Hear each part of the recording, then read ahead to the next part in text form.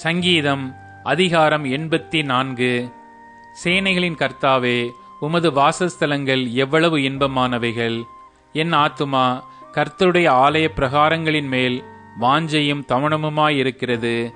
என் இருதயமும் என் மாம்சமும் ஜீவனுள்ள தேவனை நோக்கி கெம்பீர சத்தமிடுகிறது. என் ராஜாவும் என் தேவனுமாகிய சேனைகளின் கர்த்தாவே, உம்முடைய பீடங்கள் அண்டையில் அடைக்கலான் குருவிக்கு வீடும் தகைவிலான் குருவிக்கு தன் குஞ்சுகளை வைக்கும் கூடும் கிடைத்ததே. உம்முடைய வீட்டில் வாசமாயிருக்கிறவர்கள் பாக்கியவான்கள். அவர்கள் எப்பொழுதும் உம்மை துதித்துக் கொண்டிருப்பார்கள். சேலா.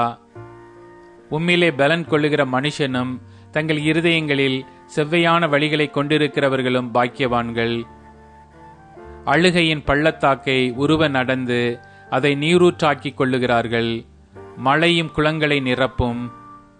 அவர்கள் பலத்தின் மேல் பலமடைந்து சீயோனிலே தேவ சந்நிதியில் வந்து காணப்படுவார்கள். சேனைகளின் தேவனாகிய கர்த்தாவே, என் விண்ணப்பத்தை கேளும். யாக்கோபின் தேவனே, செவிகொடும். சேலா. எங்கள் கேடகமாகிய தேவனே, கண்ணோக்கமாயிரும். நீர் அபிஷேகம் பண்ணினவரின் முகத்தை பாரும். 1000 நாளை பார்க்கிலும் உமது பிரகாரங்களில் செல்லும் ஒரே நாள் நல்லது. ஆகாமிய கூடாரங்களில் வாசமாயிருப்பதை பார்க்கிலும் என் தேவனுடைய ஆலயத்தின் வாசற்படியில் காத்திருப்பதையே தெரிந்து கொள்ளுவேன்.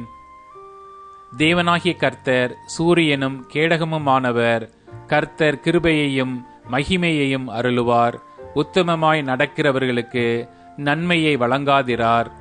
சேனைகளின் கர்த்தாவே, உம்மை நம்பியிருக்கிற மனுஷன் பாக்கியவான்.